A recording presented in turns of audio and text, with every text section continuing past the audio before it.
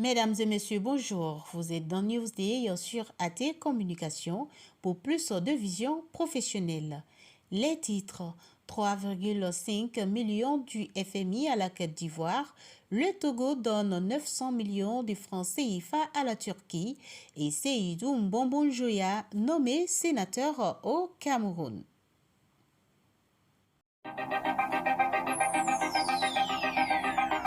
Vous suivez Newsday.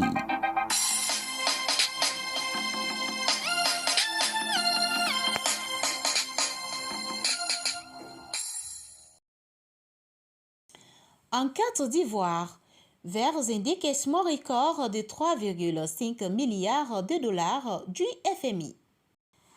La mission du Fonds monétaire international FMI, qui a séjourné à Abidjan récemment, avait annoncé un accord préliminaire de 2,6 milliards de dollars avec le gouvernement ivoirien. Un montant qui vient d'être revu à la hausse après la finalisation de cet accord. Les services du Fonds monétaire international FMI et le gouvernement ivoirien sont parvenus à un accord pour le financement de 3,5 milliards, environ 2096 milliards de francs CFA, destinés à renforcer la résilience économique du pays. L'institution l'a fait savoir le mercredi 5 avril 2023. Vous suivez Newsday. On continue au Togo. Le gouvernement offre plus de 900 millions de francs CFA à la Turquie. 1,5 million de dollars, plus de 900 millions de francs CFA. C'est la forte somme qu'a mobilisé le Togo pour assister la Turquie frappée par des séismes durant le mois de février. Le chef d'État togolais a emboîté le pas à son homologue ivoirien Alassane Ouattara pour prêter main forte à la Turquie. Dans son message, le président Faure Gnassingbé avait déclaré que le Togo apportera un soutien permanent à ses deux pays frères, la Turquie et la Syrie, en affirmant toute sa confiance dans leur capacité à faire face et à se relever. Il a ensuite lancé un message à l'endroit de la communauté internationale en les invitant à une mobilisation internationale pour faire face aux effets dévastateurs de cette horrible catastrophe. Vous suivez Newsday. Ensuite, au Gabon, le mandat présidentiel réduit de 7 à 5 ans. Jeudi 6 avril 2023, l'Assemblée nationale et le Sénat gabonais réunis en congrès ont opéré une révision de la constitution du pays, permettant de réduire le mandat du président de la République de 7 à 5 ans et le scrutin de 2 à un seul tour. Un changement dénoncé par une partie de l'opposition. Ces changements, en particulier le scrutin à un tour, ont été dénoncés par une partie de l'opposition qui s'avance pour l'heure très désunie comme un moyen de faciliter la réélection potentiellement à une majorité relative du chef d'État Ali Bongo Ondimba qui dirige le pays depuis plus de 13 ans. Ils ont adopté le projet de révision de la Constitution par 86% des suffrages exprimés, largement au-dessus de la majorité qualifiée requise des 2/3, a déclaré le président de l'Assemblée nationale, Faustin Bokobi, à l'issue des votes retransmis en direct par la télévision publique Gabon Première. Vous suivez Newsday. Du côté du Cameroun, Seydou Mbonbonjoya nommé sénateur. L'ancien président de la Fédération camerounaise de football, Seydou Mbonbonjoya, a été nommé par le chef d'État camerounais Paul Biya le vendredi 31 mars 2023. Le président de la République a ouvert la porte de la chambre haute du Parlement camerounais à Seydou Mbonbonjoya.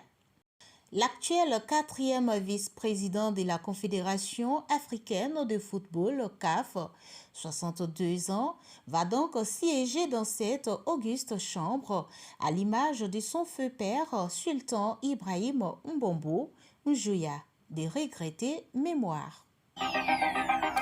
Vous suivez Newsday. On revient en Côte d'Ivoire, filière anacarde. Kobena Kwasi Adjumani prend les rênes du CICC. Il est le président du Conseil international consultatif du Cajou. La 5e session ordinaire du Conseil des ministres du CICC s'est tenue jeudi dernier dans la capitale économique de la Côte d'Ivoire. Plusieurs décisions ont sanctionné cette rencontre de haut niveau sur le développement de la filière noire des cajous en Afrique. L'une des plus importantes est la désignation de Kobena Kwasi Adjumani, le ministre d'État, ministre de l'Agriculture et du Développement rural par ses pairs pour présider aux destinées de cette institution. Nous nous félicitons du choix qui a été porté sur la Côte d'Ivoire pour conduire le prochain mandat du CICC avec comme nouveau président le ministre d'État, ministre de l'Agriculture et du Développement rural, Adjumani Kobena. S'est réjoui Suleiman Diarasouba, le ministre ivoirien du Commerce, de l'Industrie et de la Promotion des PME, qui représentait son collègue en charge de l'agriculture au cours des travaux. Vous suivez Newsday. Un regard au Mali.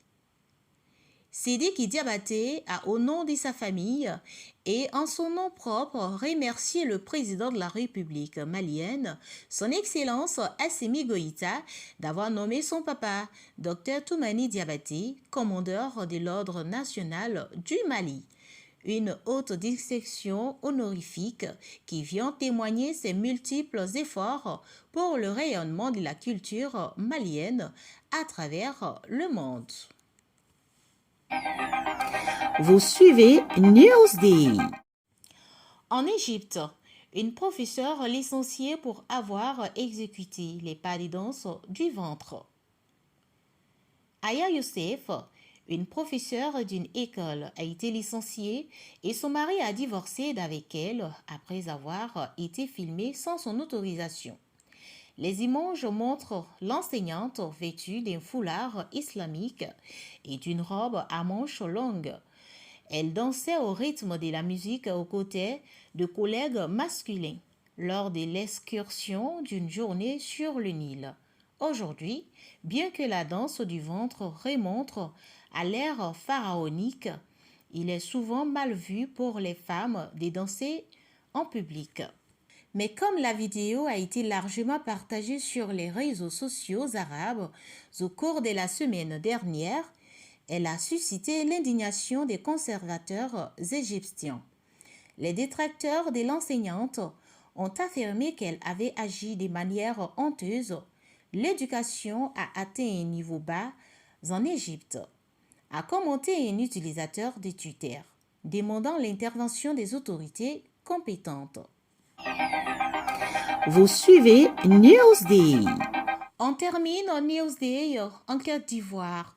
Agression des agents des eaux et forêts en mission dans la forêt classée des Sanguinés dans le département de Mans.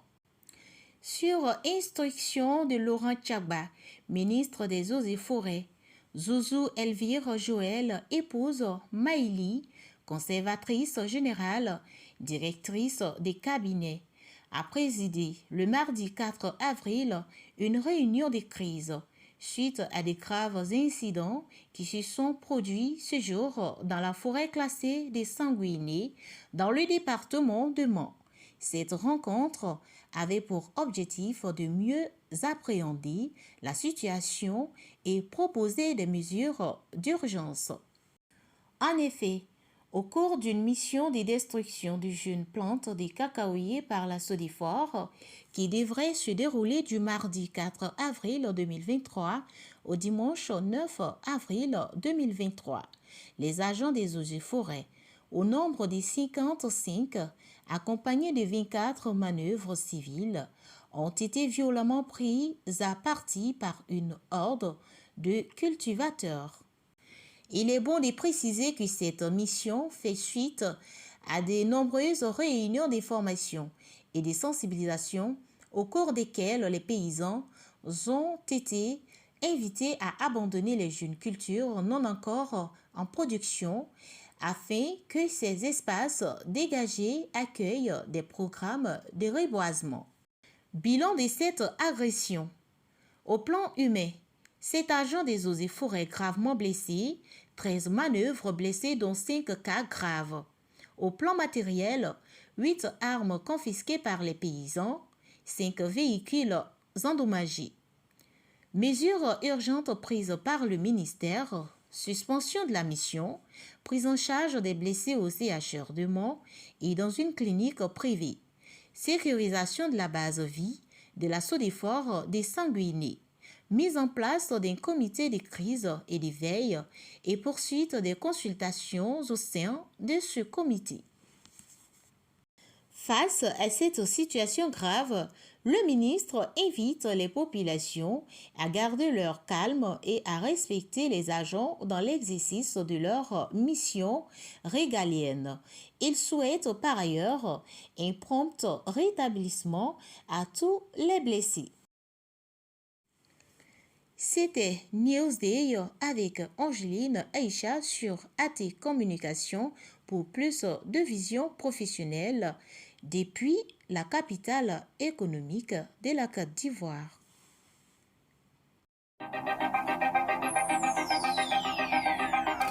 Vous suivez Newsday.